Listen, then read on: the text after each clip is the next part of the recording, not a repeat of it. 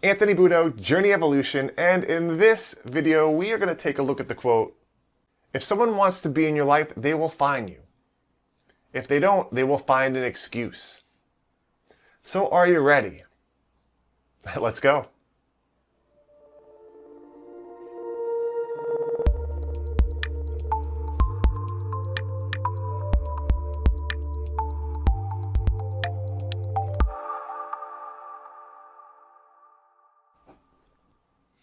All right, let's jump right in. I want to start out by asking you 3 questions, and those questions are, whom in your life do you devote your time and energy to?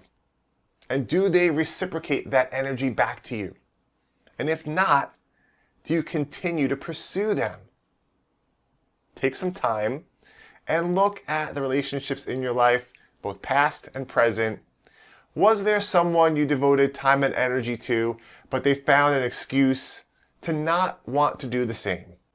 This quote helps shed light on the fact that although we may commit a good amount of ourselves to nourish a relationship, the person on the other end might not be as committed. It takes 2 people to nourish a relationship. However, how much time have people spent feeding a relationship that was meaningful to them, but it did not really hold the same weight by the other person? Does that resonate with you? I can definitely relate to this. Just even recently, I've played the role of someone who continued to put forth the effort to a relationship and it wasn't growing. And one thing that I've learned over the years is that it's important to recognize that even though relationships do go both ways, if you are always expecting to get exactly what you give, disappointment, anger, resentment are bound to set in if those expectations are not met. It's about being honest with yourself. Being honest here is your best friend. Determine if the relationship is receiving the mutual respect and nourishment it deserves in order to grow.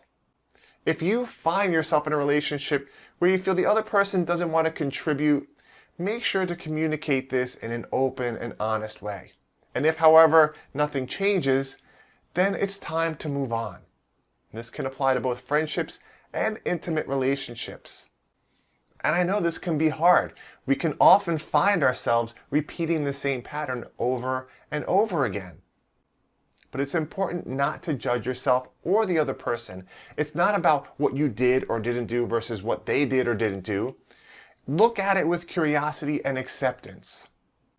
I think oftentimes people get hung up on the what ifs or should haves, and they don't allow themselves to let go and move on.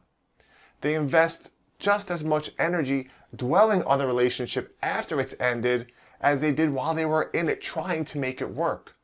They're trying to force that connection. So recognize the value of your time, your energy, and your well-being. And if someone truly wants to be with you and is committed to doing so, they will find a way. And remember to acknowledge that if a relationship isn't working out the way you hoped it would, or that you expected it to just acknowledge that it's not you or the other person, it just wasn't right from the get-go. And that's okay. That's okay. So now it's your turn. Leave me a comment. Let me know about a situation where you may have invested too much time into a relationship knowing that the other person was not really willing to do the same. And how long did you allow that to continue before moving on? And are you currently experiencing a relationship like that right now? If so, if you're struggling with that, feel free to reach out to me. You know I'm here to help. And remember, you are not alone on this journey. Together, we become stronger individuals. Educate, engage, evolve, and I will see you soon.